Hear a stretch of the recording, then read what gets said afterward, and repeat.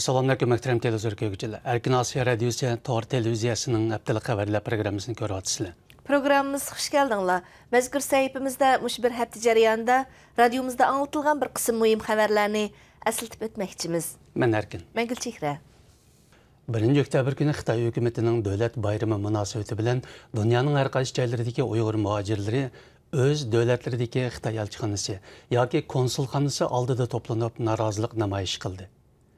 Shvetsiya, Gollandiya, Germaniya, Norvegiya qatorliq joylarda namoyishchilar ay yulduzliq ko'k bayroq, turli lozinka va rasmlik taxtaylarni ko'tarishib, jarangliq shuarlar orqali Xitoy hokimiyatiga bo'lgan g'azabini ifodaladi.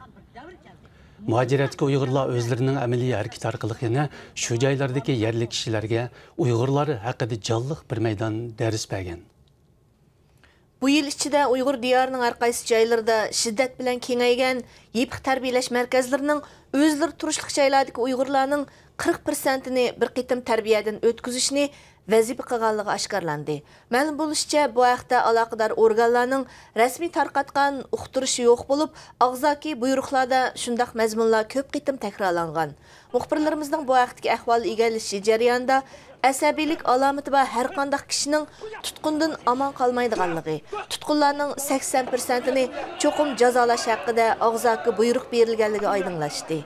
Qarqashnoyisining Puchaqchi yezisida bu xildagi qayta tarbiyalash markazlari va uningga yig'ilingan kishilarning ko'pligidan yezlarda tuzuk erlarning qolmaganligi oshkorlandi. Bu sababdan tutqunlardagi erlarning ayollari iqtisodiy qiyinchiliklarni hal qilish uchun har qaysi joylardagi bingtonlarga paxta terish amgiga ishlatilmoqda ekan. Uyg'urlar diyoridagi barg'ansiri eg'irlashayotgan siyosiy va madaniyat besimlari chet ellardagi Uyg'ur ziyolilarini millatning kelgusi haqida yana bir qatim fikrlashish kundi. Uyg'ur ziyolilar bu haqda xolis muhokama yurgizib, chet ellardagi Uyg'ur ziyolilar qo'lga qalam ilib, Uyg'urlar duch kelayotgan masalalarni tashqi dunyoga tanitishi lozimligini ta'kidladi. Shuningdek, Xitoyga yomon ko'rinib qilishdan andish qilishning hech qanday zaruriyati qolmaganligini bildirdi. Uyg'ur ziyolilar yana bu haqda ijtimoiy taratqularda fikr bayon qilib, Uyg'ur ziyolilari Uyg'urlarning kelgusi haqida boshqa turishni o'zlariga majburiyat deb bilish kerak dedi. Xitoy hukumatining Uyg'urlar diyorida ijro qilayotgan siyosiy, iqtisod, madaniyat va din sohasiga chetishlik bir qator yerlik siyosatlari chet ellardagi analizchilarni to'liq hayronlikda qoldirayotganligi ma'lum. Shu qatorda Uyg'urlar diyorida 1 oktyabrdagi bayramlik 8 kunlik dam olishning bekor qilinishi, hatto oxiridami dam olmay ishlashning yo'lga qo'yilishi o'xshash bo'lmagan inkoslarni qo'zg'adi. Muxbirimizning bu haqda ahvol egallashi jarayonida Uyg'urlar markazlik o'ltiraqlashgan joylardagi Xitoy ko'chmanlarining bu xil chekdan oshgan siyosatlarni olqishlaydiganligi, buni amonlik uchun zarur deb qaraydiganligi ma'lum bo'ldi. Yerlikdan ahvol egallash jarayonida Uyg'urlarning chet ellarga sayohat va tuqqan yo'qlashga chiqishining yerlik doiralarini beoram qilayotganligi. Shu sababdan buningga munosib tadbirlarning ijro qilinayotganligi ma'lum bo'ldi.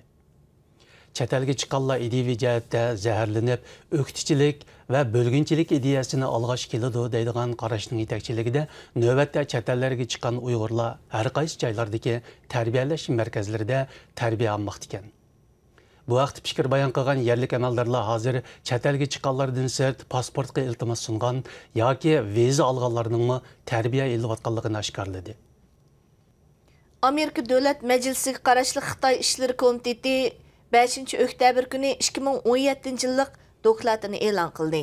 Bu dokladda Uyg'urlarning o'tgan 1 yillik ahvoli tafsili qarab chiqildi. Shuningdek, siyosiy, iqtisod va din sohasida Uyg'urlarning ahvolida hech qanday yaxshilanishning bo'lmaganligi ta'kidlandi. Bu yillik dokladda Uyg'urlarga 20 bandlik maxsus bir bob ajratilgan edi. Komitet raisi Marco Rubio dokladning asosiy mazmunlarini 4 nuqtaga yig'inchoqlashga bo'lganligini aytib, uning birining Uyg'urlar masalasi ekanligini bildirdi. Ma'lum bo'lishicha, bu doklad Amerika hukumatining Xitoy bilan bo'lgan diplomatiya aloqasida asosli foydalanish materiali bo'ladi ekan. Muhtaram televizor ko'ruvchilar, yuqorida Erkin Asiya Radiosi Tor televiziyasining haftalik xabarlar programmasini ko'rdinglar. Kelar hafta ko'rishaylik. Xayr xo'sh. Xayr xo'sh.